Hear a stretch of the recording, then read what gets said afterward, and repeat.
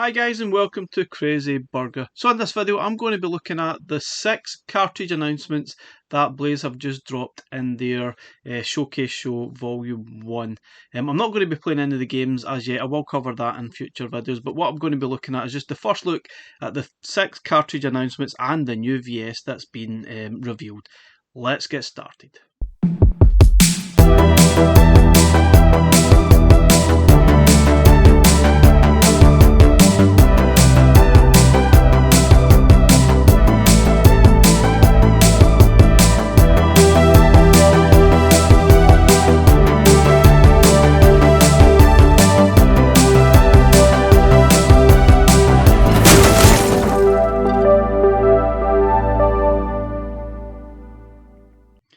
Okay guys, so if you've not seen the Showcase Volume 1 announcement, I'll leave a link in the description and you can have a look at the footage and the showcase itself. It was only about maybe 20 minutes, and in this they've actually revealed 6 cartridges that are going to be released in 2023, and there's going to be a Volume 2 as well, and I think there's 6 more cartridges, maybe 4 or 6 more cartridges still to be announced, which is kind of fascinating. So we're going to get the most cartridges we've ever received in 1 year from Evercade Blaze, which is fantastic. So we'll have a quick bash look through all these cartridge announcements and I'll give you my initial thoughts of these collections. Okay, so the first one we're looking at is Sunsoft Collection 1, and this is from a Japanese developer, and there's 6 games included, and I believe this one is going to be pre-ordered July 21st, released in August 2023, and I have to be honest, I don't really think I've played any of these games. I may have played Blaster Master, so we've got Mr. Gimmick, which kind of looks quite cool to be honest, Blaster Master Boy, which I think was Game Boy version. Aero the Acrobat, honestly never heard of it. Journey to Silius, which I've definitely played. That's on the NES. I'm sure that was dropped onto the Nintendo Switch maybe a year or so ago. Definitely played that. And Arabian, never heard of it. But an interesting collection of games. Obviously, I can't really give my honest opinion yet because I've not really played all of the games. But we will cover this in a future video, along with the other carts mentioned here. I'll try and play as many of the games as I can, but that may be tricky. Okay, so the next cart that was announced was Delphine Software Collection 1, which includes 4 games that you may well remember from back in the day. I certainly remembered Flashback and Another World. Obviously, it's a bit weird. Some of these are point and click games that they've got here, so it'll be interesting how that works without a mouse and keyboard.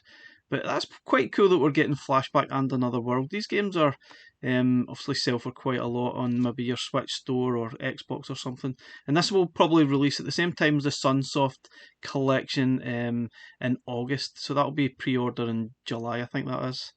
That might not be correct to be honest, but anyway, we'll find out soon enough. I'm pretty sure that should be September.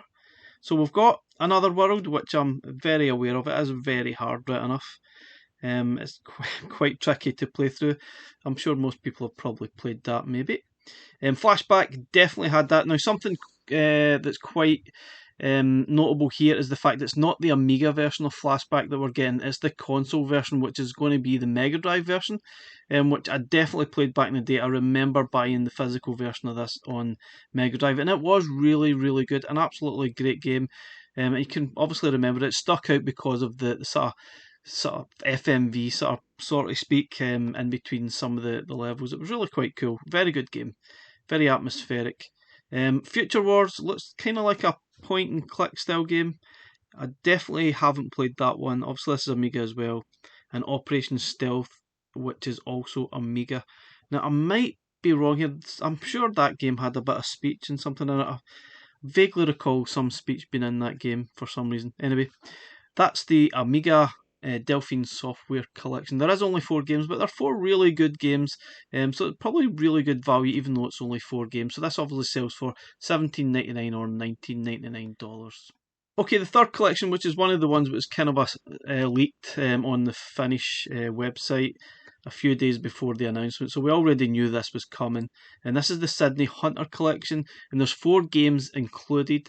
This one I'm not really sure about, to be honest. I've played a few of these games before, only a couple of them. I've played the C64 version of the Sacred Tribe, and it's alright, it's not bad. Caverns of Death is the SNES version, and the Shrines of Peril, that's interestingly the Intellivision version. There's also a game here, Jester, which I'm not sure if it's actually been released before. And a few of these games, in fact, I think all of these games are relatively new games released on the old systems. And you can pick these up physically from Collector Vision, I believe, and some of them sell for $70 to $80 to get a physical copy, which is absolutely insane.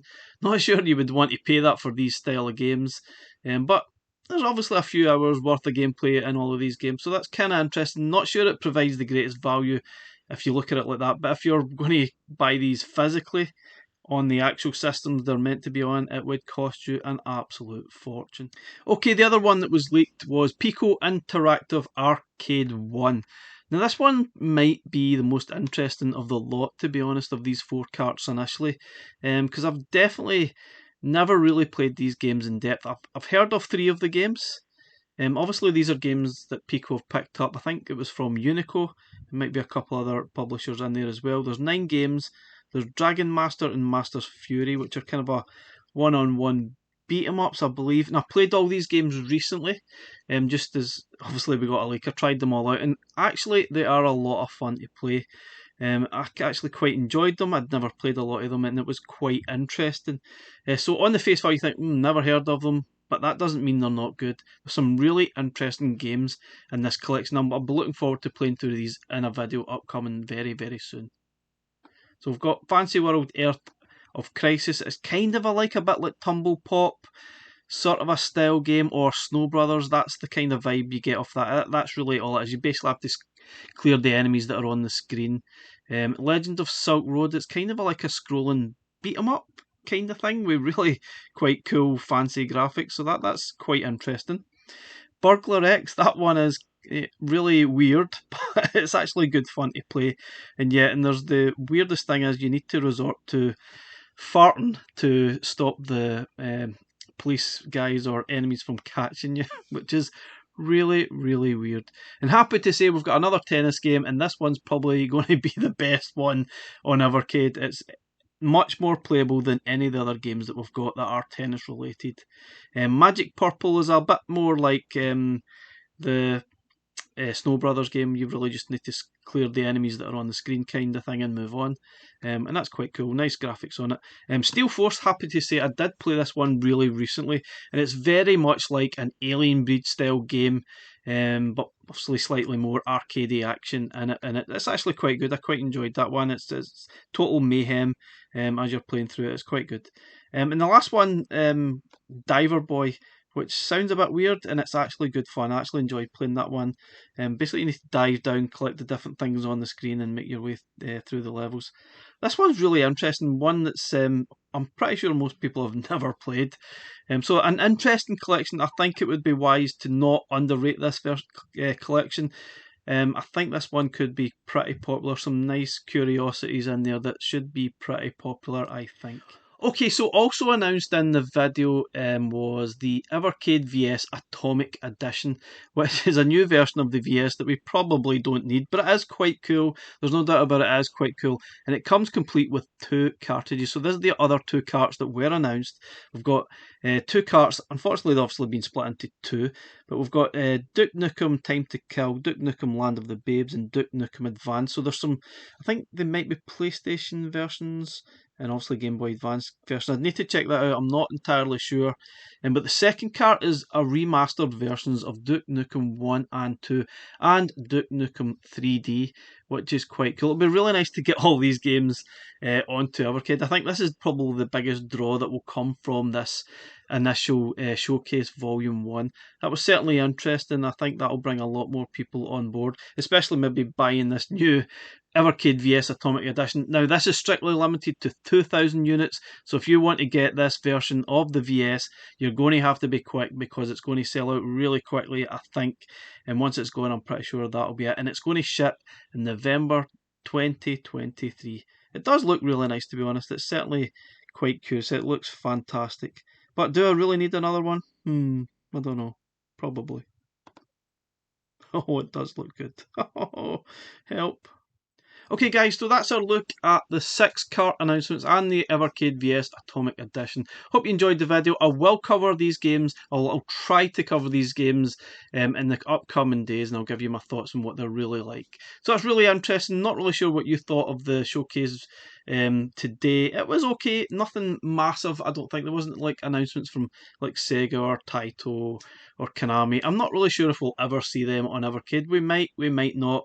Do we really need them though? I'm not really sure, but I'm quite happy with some of these games. I do like to play games that I've never played before. Those are the things that sort of grab me and what I want to play these days, rather than playing a game I've probably played 1,000 times before. Anyway guys, thanks very much for watching. We'll catch you again in the next one. Bye for now.